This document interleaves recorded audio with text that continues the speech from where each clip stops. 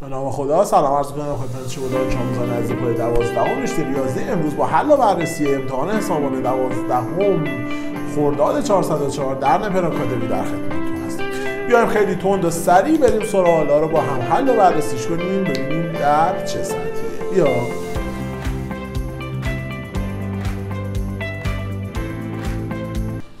سوال اول، درست یا غلط؟ درستی یا نادرستی عبارات زیرا مشخص کنید. الف اف ایکس مساوی است با 1 منهای ایکس تابعی اکیداً نزولی است. خب آقا چیه؟ بحث توابع یک نوا و غیر یک نواست. خب فرم تابع ایکس رو من میدونم به این فرم تابع ایکس که مثل کلمه لور میمونه.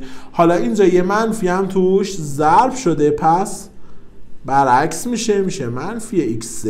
تابع منفی ایکس همونطوری که ما مفصل روی بحث انتقال و اکیداً صعود و اکیداً نزول در ویدیوهامون براتون صحبت کردیم، مشخصه که تابع کاملا اکیداً نزولیه و این عبارت درسته.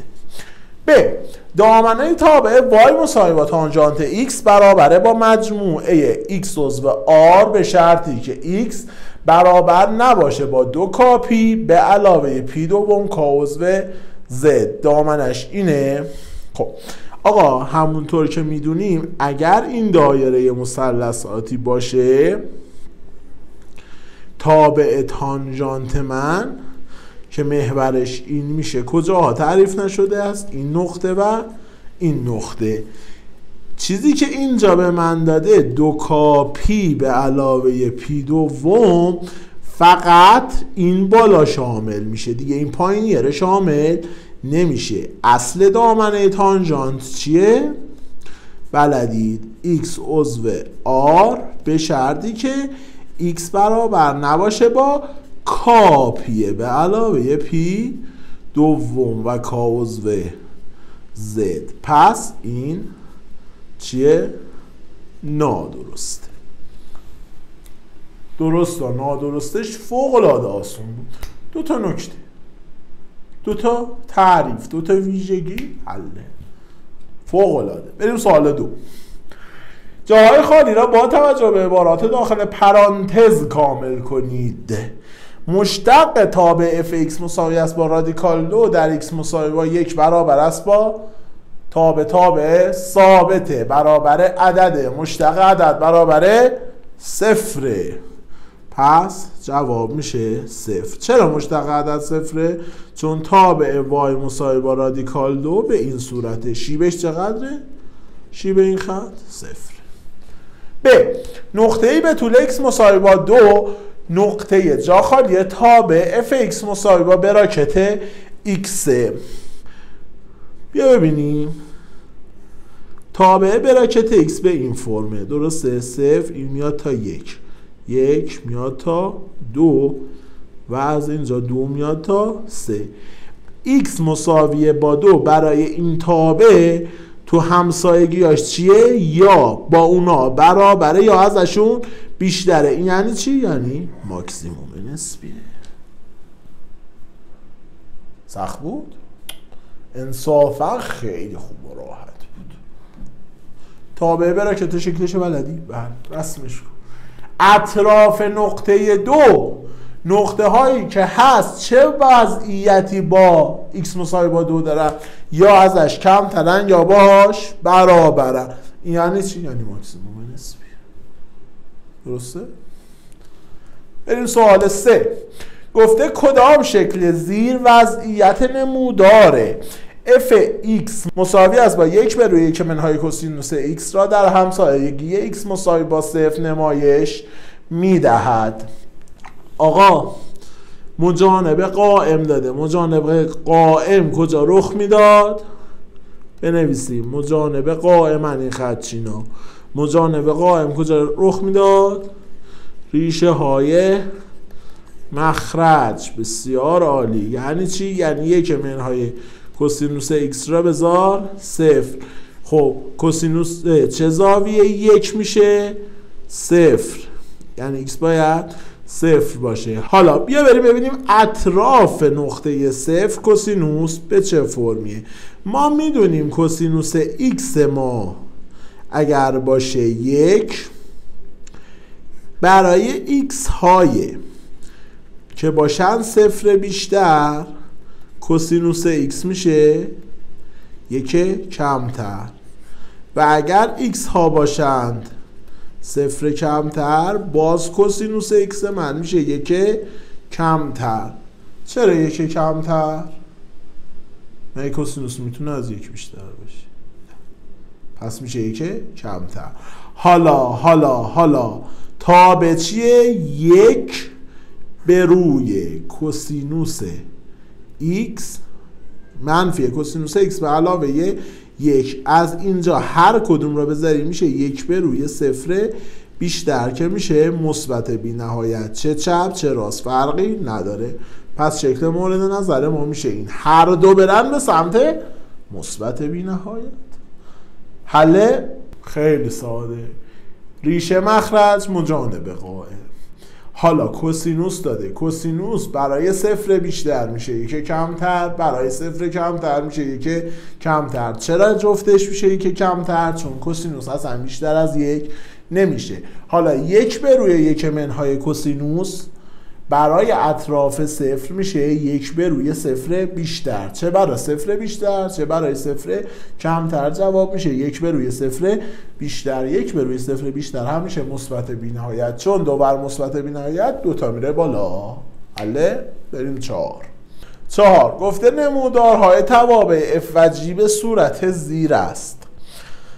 اف ایکس من یه تابع درجه 2 سهمی شکله و جی ایکس من یه تابع خطیه. گفته حالا نمودارهای مشتق هر یک از توابع اف و جی از نمودارهای زیر مشخص کنید.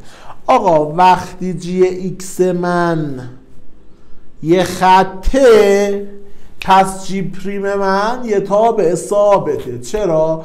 چون وقتی مشتق بگیرم بهم فقط یه عدد میده. حالا بیا نگاه کن، جی ایکس من شیبش چیه؟ امش منفیه. خب پس جی پریم ایکس هم منفیه. حالا کدوم یکی از این دوتا میشه خط منفی؟ این میشه جی پریم ایکس. بریم سراغ اف ایکس. اف ایکس من یه سهمیه با آی مثبت، چون آ مثبت سهمیه درجه 2 مشتقش درجه 1 میشه تابع درجه 1 خطی که شیبش مثبته. از کجا میگی شیبش مثبته؟ از اون جایی که طبق شکل آ مثبته. پس اف پریم ایکس من میشه این گزینه. این دوتا هم اضافیه. درست شد؟ خیلی خوب. آقا تا اینجا داریم میبینیم هیچ چیز سختی تا اینجا نداشته. تمام چیزایی بوده که ما توی کلاس‌های آنلاین براتون گفتیم، تو ویدیوهامون مفصل راجبش صحبت کردیم. برای دیدن ویدیوها میتونیم وارد سایت neperacademy.com بشید. بریم سراغ سوال 5. گفته نمودار تابع f در شکل زیر رسم شده است. خب پس این نارنجیه چیه؟ f x. خب اگر تابع g x باشه 3 تا f 1/2 x به علاوه 1 آنگاه دامنه و برد تابع g x را به دست آورید. آقا اینجا به من بگو دی f چیه؟ دی f هست x های از منفی 3 بسته تا 3 باز. درسته؟ خیلی خوب. حالا چه بلایی سرش اومده؟ x ها نصف شده 1/2 x. درسته؟ ما گفتیم x برعکس عمل میکنه، یعنی اگه بود 1/2 x و بعد x ها 2 برابر کنی. درسته؟ خیلی خوب. پس از اینجا دامنه جی میشه چی؟ x های بین منفی 6 و 6. فقط 6 عضو دامنه نیست. و اینجوری میشه بازه بسته منهای 6 و 6. درست شد؟ خب حالا بریم سراغ برد تابع. RF چیه؟ بازه بسته 0 و 2. چه بلایی سر F آوردیم که تبدیل به G شده؟ 3 برابر شده با 1 جمع شده. یعنی RG میشه چی؟ 0 ضرب در 3 به علاوه 1 میشه چقدر؟ 1. و این چی میشه؟ 2 ضرب در 3 به علاوه 1 که میشه 7. پس این هم میشه برد تابع من 1 و 7. درست شد؟ خیلی خوب. بریم سراغ قسمت ب. گفته اگر آب مختصات منهای 2 و منهای 1 یک نقطه از نمودار تابع fx باشد، آنگاه نقطه متناظر آ روی نمودار gx را به دست آورید. حالا بیا اگر من بیام x من باشه منهای 2، y من شده منهای 1. درسته؟ خیلی خوب. x های من چه بلایی سرشون اومد؟ ها؟ باریکلا 2 برابر شدن. حالا اینجا x چنده؟ منفی 2 چند میشه؟ x برای تابع g میشه منفی 4. وای ها چی شدن؟ وای من هست منفی 1.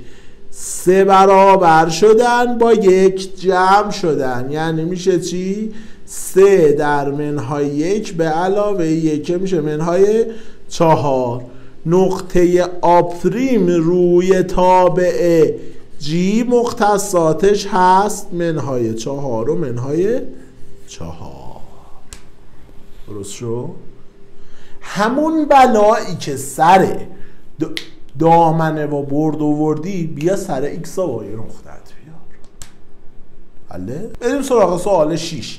گفته مقادیر آ و بی را طوری تعیین کنید که چند جمله پی x که از 2x به علاوه ax2 منهای bx به علاوه 2 بر x به علاوه 2 بخش پذیر و باقی مانده تقسیم آن بر x منهای 1 برابر 0 باشد، برابر 2 باشد. خب وقتی میگه بر x به علاوه 2 بخش پذیره یعنی چی؟ یعنی باقی موندهش 0.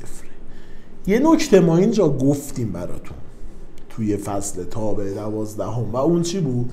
گفتیم هرگاه اومدی ریشه مقسومون الیه را گذاشتی تو مقسوم، حاصل عددی که بشه همون باقی مانده است. یعنی الان ریشه x به علاوه 2 میشه چقدر؟ منهای 2. پس پی منهای 2 میشه 0. از طرفی گفته x منهای 1، ریشه x منهای 1 میشه چقدر؟ 1. درسته؟ پس پی 1 میشه 2. چرا؟ چون گفته باقی مانده تقسیم پی x بر x منهای 1 میشه 2. نکتهش همینه. بقیهش میشه یه دستگاه 2 معادله 2 مجهول. حله؟ بیا تا بریم حلش کنیم. خب گفتیم این میشه ریشش چی؟ x مساوی با منهای 2. این میشه چی؟ x مساوی با 1. پس پی منهای 2 میشه 0، پی 1 میشه 2. حالا بریم منهای 2 رو که بذارم توش میشه منفی 16 به علاوه 4a به علاوه 2b به علاوه 2 شده 0. و اگر 1 را بذارم میشه 2 به علاوه آی منهای b به علاوه 2 شده 2. درست شد؟ خب از اینجا 4a به علاوه 2b میشه چقدر؟ 14. این ور میشه منفی 14 میرم میشه 14. اینجا این 2 با این 2 ساده میشه. از اینجا آی منهای b میشه منفی 2. از طرفی این هم میتونی یه تقسیم بر 2 بزنیم میشه چی؟ 2a به علاوه b شده 7. حالا این دستگاه دو معادل دو مجهوله. 2a به علاوه b شده 7. آی منهای بی هم شده منفی 2. درسته؟ خب از اینجا بیا با هم میره. 3a میشه 5. پس a میشه 5 سوم. a که بشه 5 سوم بذاری اینجا b میشه چقدر؟ 11 سوم. درست شد؟ خیلی خوب. این هم مقادیر ها. بریم سراغ سوال 7. فصل شیرین مثلثات. گفته دوره تناوب و مقدار ماکسیموم تابع fx که هست 2 منهای 3 سینوس 4x را به دست آورید. آقا دوره تناوب تابع سینوس چی بود؟ t بود. 2p به قدر مطلق b. b چی بود؟ ضریب x. پس میشه 2p به روی قدر مطلق ضریب x میشه 4 که میشه خب خود 4 و اینجا میشه p دوم. درست شد؟ خیلی خوب. حالا بریم سراغ ماکسیموم. ماکسیموم چی بود؟ قدر مطلق a به علاوه c که خب میشه قدر مطلق a میشه چقدر؟ قدر مطلق منهای 3 به علاوه 2 که میشه چقدر؟ 5. پس ماکسیموم تابع من میشه 5. بریم سوال 8. جواب کلی معادل مثلثاتی 2 به علاوه 3 سینوس x مساوی است با کوسینوس 2x را به دست آورید. آقا تو معادل مثلثاتی ما چی گفتیم؟ تو درسنامه‌مون چی بود؟ گفتیم آقا برای حل مثلثاتی ما باید فقط یه نسبت داشته باشیم. اینجا چند تا داریم؟ 2 تا. یه سینوس یه کوسینوس. یا سینوس ها تبدیل به کوسینوس کن یا کوسینوس ها تبدیل به سینوس کن. اینجا کدوم راحت تره؟ اینجا کوسینوس 2x. کوسینوس 2x یه فرمول داره بر حسب سینوس x. پس کوسینوس را میام سینوس میکنم. بیا آقا کوسینوس 2x فرمولش چی بود؟ 3 تا فرمول داشت. کوسینوس 2 یه x منهای سینوس 2x. 2 تا دونه کوسینوس 2 x منهای 1 منهای 2 سینوس 2x. از کدوم استفاده کنیم؟ سومیه. یعنی بنویسیم چی؟ بنویسیم 2 به علاوه 3 سینوس x مساوی است با 1 منهای 2 سینوس 2x. درسته؟ خیلی خوب.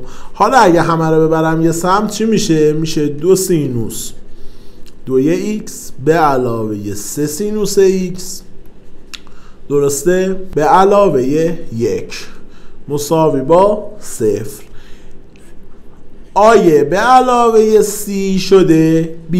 پس چه نتیجه میگیری؟ نتیجه میگیری یا سینوس x من منهای 1 یا سینوس x من منفی c اوم یا منفی 1 سومه. اگر جمع ضرایب معادله درجه 2 آیه به علاوه c بشه b، یکی از ریشه ها منهای 1 یکیش منفی c اومه. درسته؟ سال 11 مفصل توی فصل اول حسابان روش حرف زدیم و سوال حل کردیم. بیا بریم ادامه. سینوس x شده منهای 1. خب مشخصه دیگه، به ازای چه x هایی میشه منهای 1 2 کاپی منهای پی دوم مضارب سپی دوم سپی دوم ای بتا یه دور بزن پی دوم بیا پایین. بریم بعدی. آقا شده یک سینوس x شده یه دوم، اینجا اشتباه شد، یک دوم منفی یه دوم. سینوس چه زاویه منفی دومه؟ سینوس منفی پی شیشم. حالا از اینجا ما دو تا جواب داریم. یا x من هست 2 کاپی منهای پی شیشم، یا x های من هست 2 کاپی به علاوه پی منهای منفی پی شیشم که میشه 2 کاپی به علاوه پی به علاوه پی شیشم. درست شد؟ خیلی خوب. 3 تا مجموعه جواب داریم، 1 2 و 3. سوال فوق العاده ساده، آسون، راحت. فقط حالا برای کسایی که اگر یادشون نیست اینجا بنویسیم سینوس x مساوی با سینوس آلفا میشه دو حالت داره، دو کاپی به علاوه آلفا یا x هست، دو کاپی به علاوه پی منهای آلفا. این هم برای کسایی که این فرمول یادشون نباشه. بریم سوال 9. گفته اگر تانژانت آلفا باشه 2/3، تانژانت بتا باشه منهای 1، آنگاه مقدار تانژانت آلفا به علاوه بتا رو محاسبه کنید. آقا بسته تانژانت آلفا به علاوه بتا فرمولش چی بود؟